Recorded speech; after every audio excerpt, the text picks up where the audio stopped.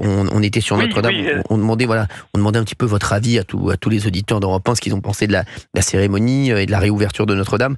Et c'est vrai que les gens sont plutôt unanimes. Hein.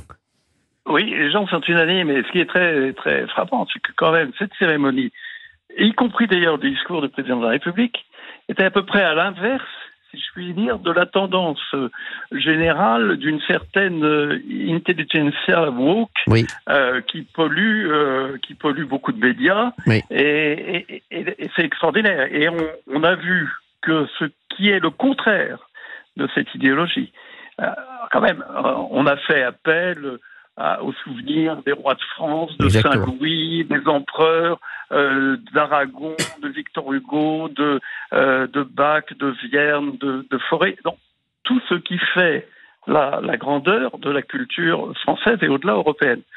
Et qui dit ça? C'est le président de la République qui avait dit qu'il n'y avait pas de culture française et qui ne savait pas ce que c'était que l'art français. Et donc là, on est une fois de plus dans le en même temps. Mais ce qui est très frappant, c'est que cet appel à ce qu'il y a de meilleur dans la créativité, dans la beauté, la recherche de beauté, la recherche de transcendance, et ça soulève l'enthousiasme et ça soulève les cœurs. Et d'ailleurs, qu'est-ce que c'est qu'une cathédrale? Moi, ça me frappe beaucoup. Une cathédrale, c'est d'abord beaucoup de compétences et de talents très pratiques pour construire, pour bâtir, pour faire les vitraux, pour faire les charpentes, pour faire les toitures, pour faire exactement tout ça. Mais pourquoi c'est fait? C'est pour tirer vers la transcendance, tirer vers le ciel. Et je trouve que c'est une image extraordinaire. C'est enraciné, c'est comme un arbre. Hein, c'est enraciné, mais ça part vers le ciel. Et je veux dire à tous les déconstructeurs qui peuvent nous écouter, quand vous coupez les racines d'un arbre, il meurt. Eh bien, c'est la même chose pour une société ou pour une civilisation. Bravo. Si vous la coupez de ses racines, elle meurt. Bravo. Stéphane, j'adore votre témoignage, Stéphane. Stéphane, vous avez dit quelque chose à un moment. Vous avez dit la culture woke et vous avez dit l'intelligentsia.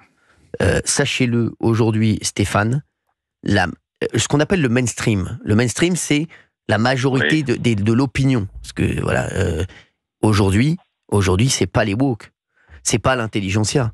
C'est des gens comme nous, je pense, Stéphane, comme vous, comme moi, qui, je pense, pensons à peu près la même chose, et qui veulent des repères. Et vous avez dit, hein, une société, c'est comme un arbre. Si elle perd ses racines, eh ben forcément, elle meurt. Et aujourd'hui, tout ce qui peut rapprocher et ramener les Français à leurs racines, à leurs repères, avoir des repères, c'est ce que veulent les Français, c'est ce que je pense moi personnellement. Aujourd'hui, c'est ce que la majorité des Français veulent. Alors bien entendu, vous avez, comme vous l'avez dit, des woke, une intelligentsia qui est pas du tout, qui est complètement hors sol, hein, et qui se connaît pas la priorité des Français, et qui sont tranquillement entre eux en train de faire des dîners, en train de se dire on va faire ci, on va faire ça. Ils sont persuadés de contrôler le monde et contrôler la France.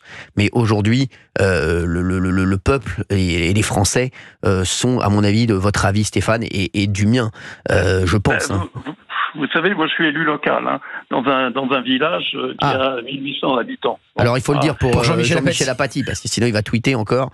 Il va tweeter, on parlait des woke il y a un instant, vous voyez. Les woke, comme j'ai dit, c'est une minorité. Comme a très bien dit mon ami Laurent Girac, j'embrasse fort, parce que j'aime Laurent, il est un ami et qui est un type exceptionnel. Il a dit les woke, c'est une minorité qui emmerde une majorité.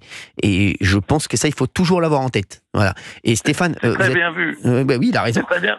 Vous savez, Apathy, il avait été furieux quand j'étais intervenu. Il avait une autre fois, et il avait sous-entendu que je vous connaissais, qu'on était complices.